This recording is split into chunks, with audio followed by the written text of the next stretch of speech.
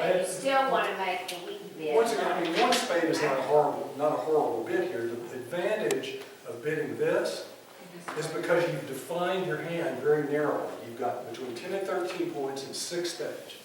It's just like a one note trump bid defines your hand very specifically. Anytime you get the opportunity to define your hand very specifically, you should take it because that information. That particular bid is not. You've got 6 and 10 to 13. Correct. Okay.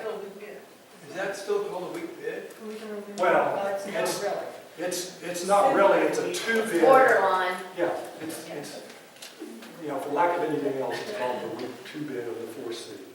It qualifies if it's But it's a a qualified bid. Normally you pass in that position.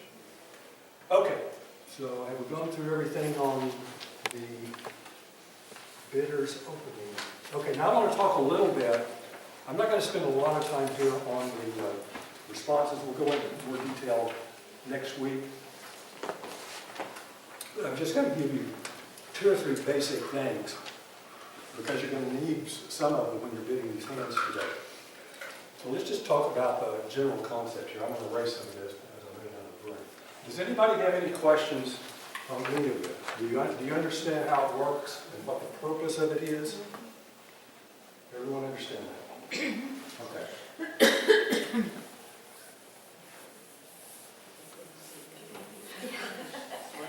See, what you didn't talk about is what changes if the person on your right bids 1, and you want to preempt, they bid 1 diamond, and you want to go to 2 Well, hearts. then you can bid pretty aggressively there because you know they have an open hand and you're preempting. So the rules, just about the exact same rules, they didn't change the rules at all, right? The rules, what, when you're Well, you opponent. have to have 5 to 10. Oh, no, points, no, and the you rules have to haven't say- changed. The rules The haven't rules changed. will be the same. Exactly. So if you're holding, you know, this hand and you would have opened it 2 spades, right here, and your right-hand opponent bids 1 diamond, you bid 2 spades with that hand. It means exactly the same thing. It's like an overcall, but It's a jump overcall. And it's forcing them out of their pattern. It jumps them up. Now The they other can guy get would the 3 probably diamond. bid 1 heart maybe, Yeah. and it didn't match him. Now he goes to You got to 3 get 3 hearts, hearts. and it doesn't match, they'll go down. That's right. So it really gets in their way. It really works, and you'll see it in some of these hands here. Okay, so let's spend a few minutes talking about responses. Now, just think about this. Your partner is open, let's just talk about week 2s for now. Your partner is open 2 spades. All right? How many points does your partner have? So the most your partner could have is 10, maybe 11 in some instances, right? And she's got 6 spades, right? How many points do you need to go have to get game? Or Almost 20. 20. 20. Well, maybe 15 if you're at the high end, but you're probably, you know, you're going to have to be in this range, right? So you have to have a really good hand to respond to your partner's preemptive bid, okay? Yeah, and if you had that kind of hand, it kind of negates the reason why you're preempting it. in the first Well, you place. ideally don't want to preempt your partner, but sometimes you just do. It just works out that way. Okay, now the responder has some tools, and I'm going to give you a couple of things today, and then we'll go into more specific examples next week. I really think the responder has a harder job than the person who opens, because you need to write this down and remember this. Unless your partner, and I'll tell you why later, unless your partner, the responder, bids either 2-note trump or another suit, you always pass. If you opened a preemptive bid, unless your partner bids 2-note, if you opened a week 2 bid and your partner bids that suit again, or anything else other than a new suit or 2-note trump, you pass. Okay? Say that again, so Okay. if the partner. Let's do this, all right? If your partner rebids your suit, if it goes 2 spades, pass, 3 spades, pass, you pass.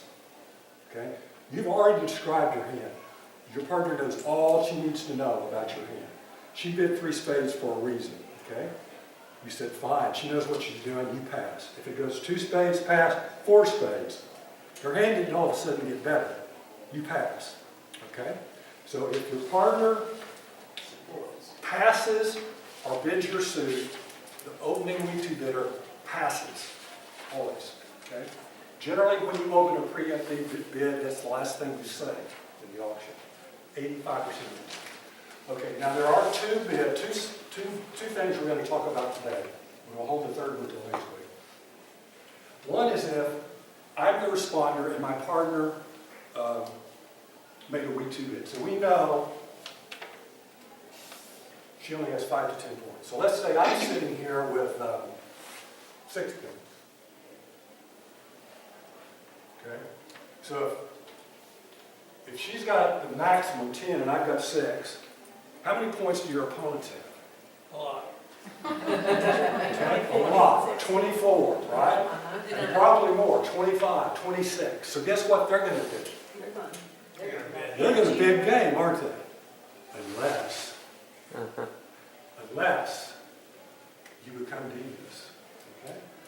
The rule is, if you have a weak hand as the responder, and the reason why if you have a strong hand you don't do this is because if the more points you have, the less likely it is your opponents have game. Okay? So when you have a weak hand, opposite your partner's week two bid, if you have 3 of the suit,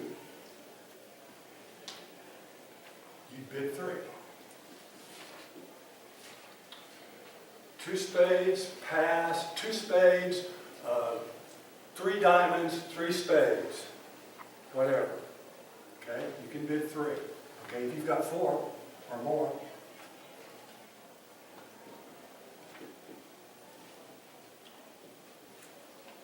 That seems counterintuitive, but what you're doing is you're stealing the bid from them. You're probably going to go down, but you're going to be in this situation here. And you're going to keep them out of a game contract that they really should have. Okay? All right, this is known, and it's on the handout there, is the law of total tricks. This has been made famous, I think, by Larry Cohen and a bunch of other people. Law of total tricks. And generally, in a competitive auction is an auction where you're not searching for your game. If you know you have game or slam, this does not apply. This is when you're in a competitive auction against your opponents. The law of total tricks says you can bid up to the level of the total number of trumps you have. Okay? So you know your partner has 6. If you've got 3, you've got 9 trumps, right? If you've got 9 trumps, you can bid the book 6 plus 3. So you can bid 3. Okay? If you've got 4, then you've got 10 total tricks between them, and you can bid 4. That's the reasoning behind that. Okay? It's Only if you were 0 to 6. You should only do that with the weekend, in my opinion. If you Knowing have- you're gonna go down. Yeah. Well, you're going to go down, double, and so you have to keep this in mind. Okay? But if they're vulnerable and are bidding hearts, and you can sacrifice it 4 spades and only go down 2, you just did a good job. Okay? All right. So this is one response. It's called a continuing the preempt. And once again, as you read about this, different people have different takes on it. Some people like it, some don't like it as much, whatever. But I find that it works pretty well. Okay? One other one we're going to touch very briefly, and that's called, if you're the responder,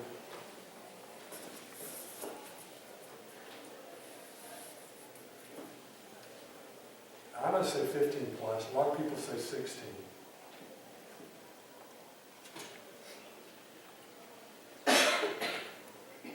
You can bid to no trump.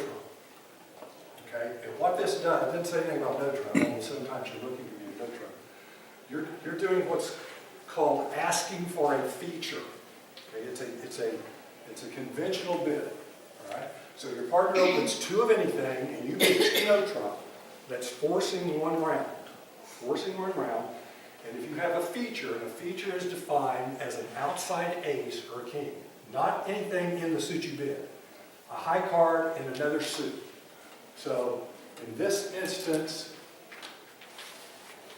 here, if it goes 2 spades, your partner bids 2 no trump, you have a feature So you bid. in diamonds. So you bid 3 diamonds? bid 3 diamonds.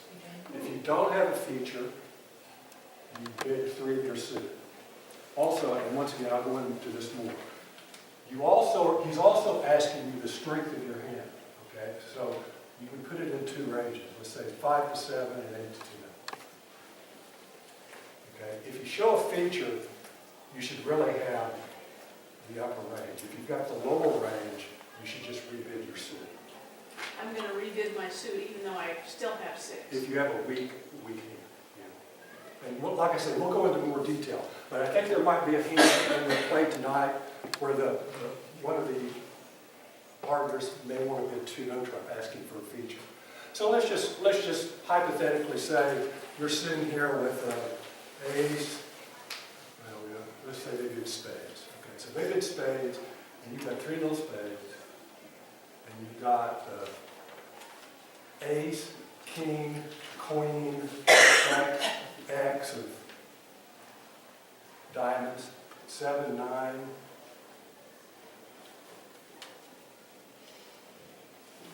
5, how many cards I have? 5, let's do it this way.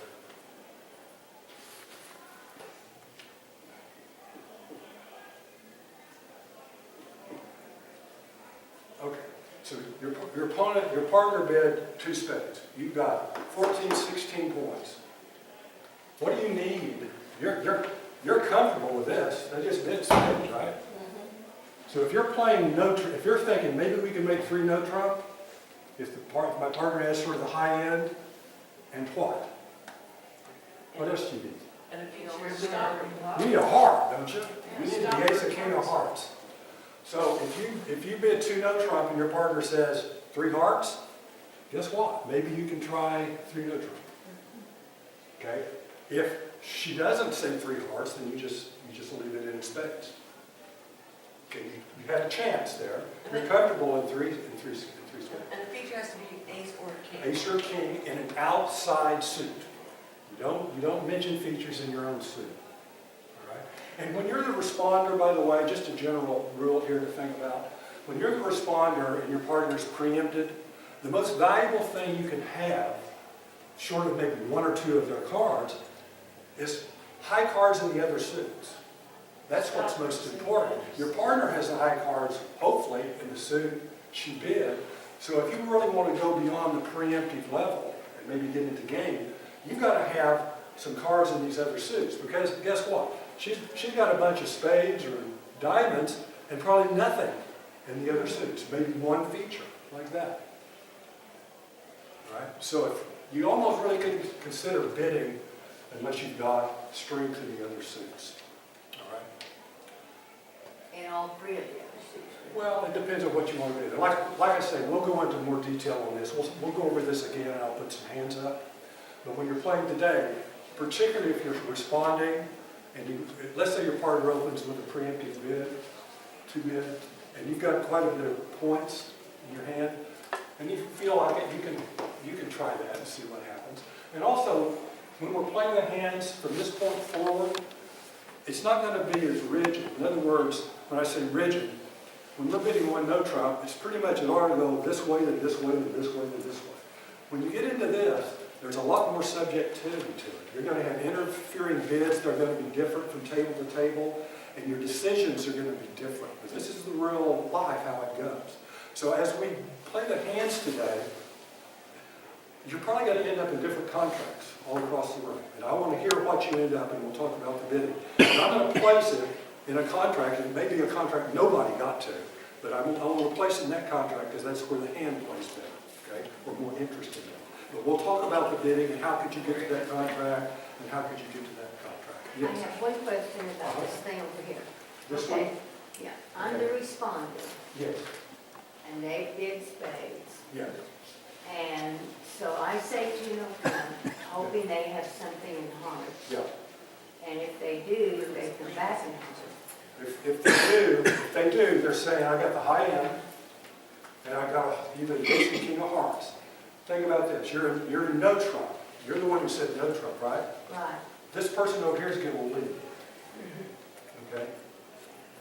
So if they have hearts, though, then I come back in. Well, yeah, if you get the no joker and he has the king, you may be in trouble. It's a risky bid, but I'm just saying. But it's what would something I you do can if pursue. they come back in hearts? What's that? So if they come back in hearts, Then you have a decision to make. then I either go three no trump or I go, probably would go into spades. You can go for spades, maybe. I'd probably go in spades Yeah. since we have so You've many. got all of this. You've got 3 losers here, and if she's got the king, maybe you can hold it to 2. No losers, so, maybe you're okay. Okay? All right, so I think that's enough for today. Next week, I think we can cover it in a little shorter time, which will give us some time to place the more hands. And then the week after that, our last week, and we'll go over the strong 2 club over the loose powers. Okay? So we take a 5 or 10 minute break, and then we'll